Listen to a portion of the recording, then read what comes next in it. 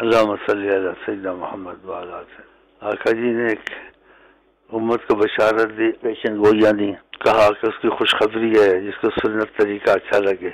اور بدعت طریقہ اس کو اچھا نہ لگے، نئے نئے طریقے نکالنے، اس طرح سے دوسری غلط رسمیں ادا کرنی، اور غلط رسمیں ان کو ایسا سمجھیے رسم ہے، سنت فرض نفل نہیں ہے، نہ اس میں ثواب زیادہ ہے، تو وہ رسمیں کرنے اس کو ضروری سمجھ کے کرنا، تو ایسی رسمیں نہیں نکالنی چاہیے بلا وجہ جو خدا سے کو پسند نہ ہو، اور اس کو بدعت کہتے ہیں۔ لیکن آقا جو پیشن گوئی کہی ہے نا وہ صحیح ہوگی، اگر وقت آئے گا تم ان کی عادتیں پسند، جو وہ کریں گے وہ تم کرو گے، اگر وہ سانڈے کی